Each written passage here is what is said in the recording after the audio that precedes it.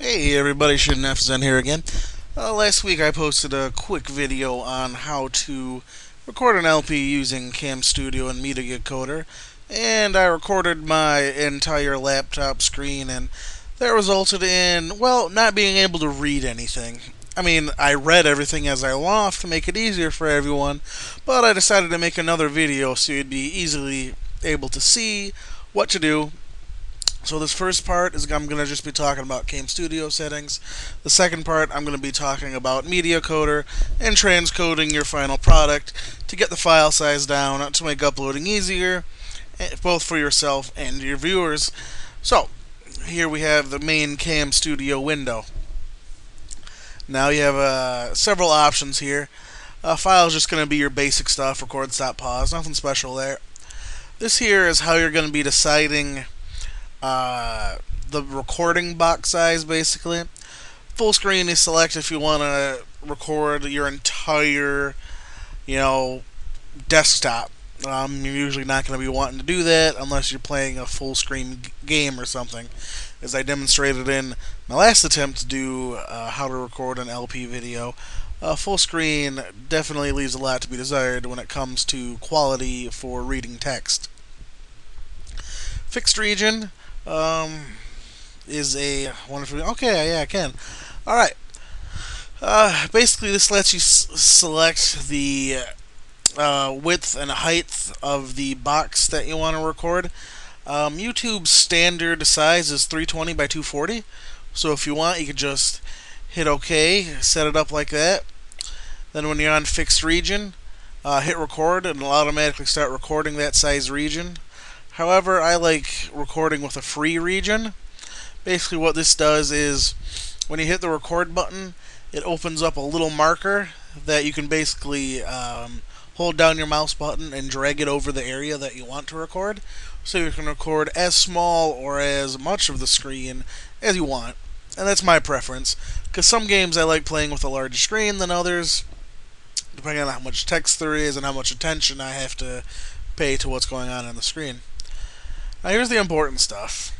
And this is how my LPs are recorded using my settings, my laptop, and how I get good results.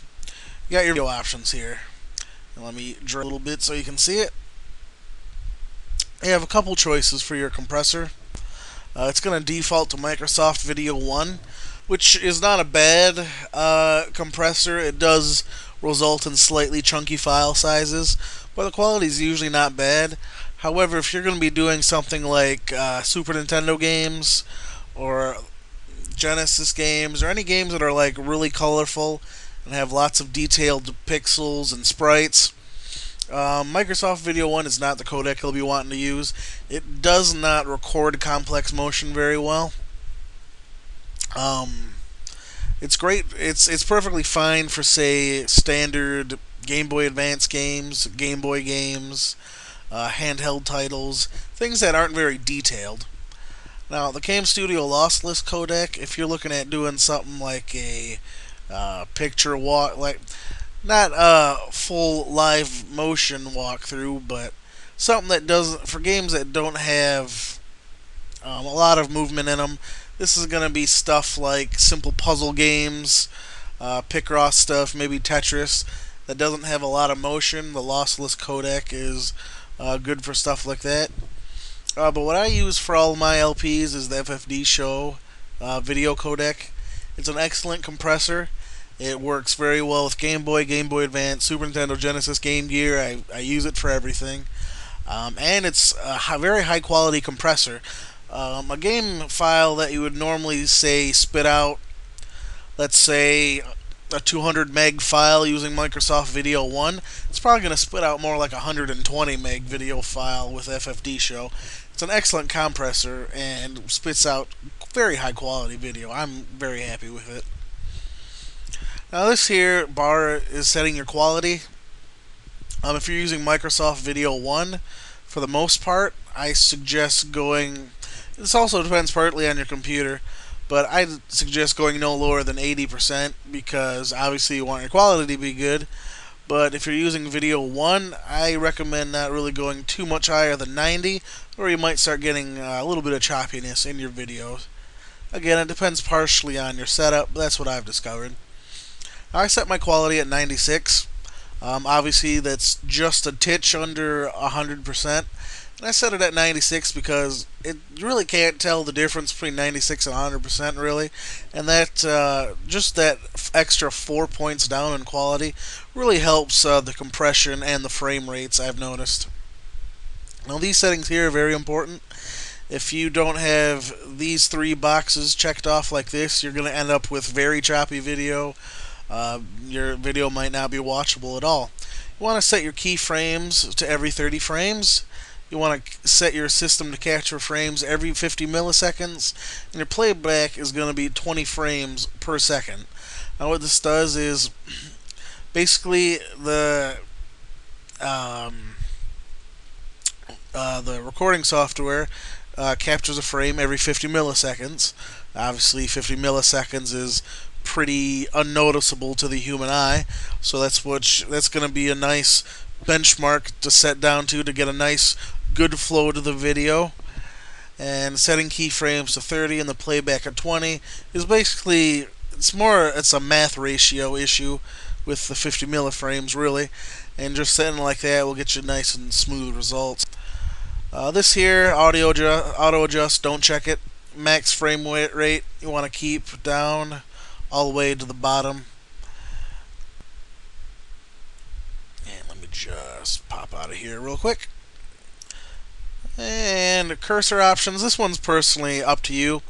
I have hide cursor on here, so that way CamStudio doesn't record your mouse. If you look way back at my original Mega Man 2 LP for Game Boy, there's a couple videos where my mouse cursor's on screen for the first few seconds and move it off. Well, clicking on hide cursor will eliminate that problem. You'll only have show cursor equipped if you're recording a video where you want your mouse cursor to show up, if you're pointing at things or actually, hold on. Yeah, I should probably have that clicked now that I think about it. But oh well. So you're going to have that hide cursor clicked on most of the time. You have a couple options here. You can use your real cursor. You can use a custom cursor from CamStudio, or upload or use a custom one from your files. And then you have some other options here, not grossly important for my purposes. Another thing here. Now, this is just for me. I record my audio through a headset microphone.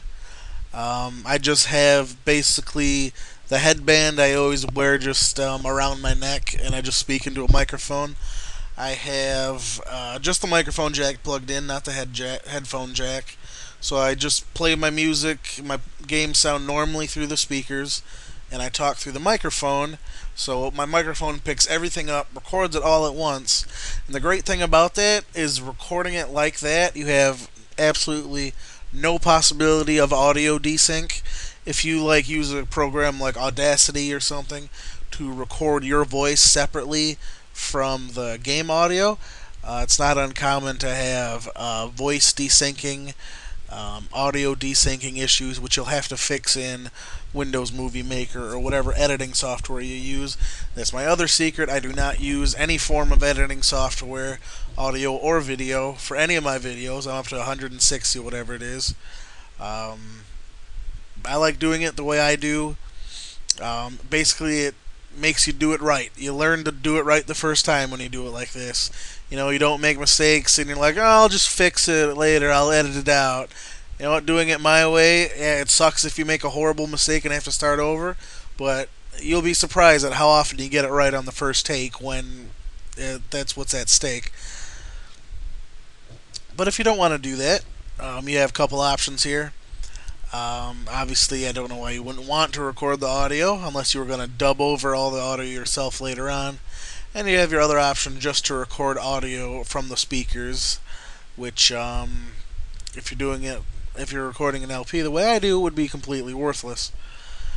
Audio options and stuff like this, I have left all to default. It's nothing really important for our purposes there. And then tools, you can do screen and video annotations. I don't use any of that stuff. And this is just basically helpful stuff for you, setting up the views and whatnot.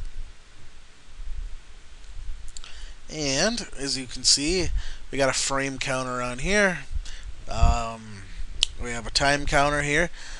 Basically, I'll have the CamStudio window here open on the right side of my screen, and I'll have the window with my game playing on the left side, so I can just glance over at the timer here to see what my time is. Obviously, 600 seconds is 10 minutes, 1200 seconds is 20 minutes. Color, you're not going to worry about. Codec just displays what codec you're using, which is important because sometimes when you start recording, depending on your setup, I get this. Either it won't happen for days, it'll happen 5 times in a row, or once in a while. Sometimes if you go to record, especially if you have an older version of CamStudio, it'll give you an error about it can't create the AVI file because there's an error in stop, and then it's a little code. And if you get that error, it'll reset your video settings to their default, which is Microsoft Video 1. So if you do get that option, if you do get that error pop up, remember just to go back to options, video options, and change the codec back to FFD show or whatever you're using aside from Microsoft Video 1. And this stuff is basically irrelevant here. All you really need to pay attention to is your timer and make sure you got your right codec, and life is good. And that's going to do it for the CamStudio portion of this tutorial. Next part, I'm going to be showing you how to use Media Coder, which is the transcoding program I use to shrink down your files, make them nice and small so you can increase, decrease the amount of time it takes to upload them to YouTube. Increase, I don't know why I'm dyslexic with increase and decrease all of a sudden. Decrease the time it takes to buffer them when someone wants to watch them, and overall take far less size on your hard drive, which I'll talk about in the next part. So thanks everyone for checking this part out. I hope I helped you with a little bit here. I will see you in the Media Coder section on how to make your files smaller and get them to actually upload. Thanks everyone for watching. I will see you in part 2.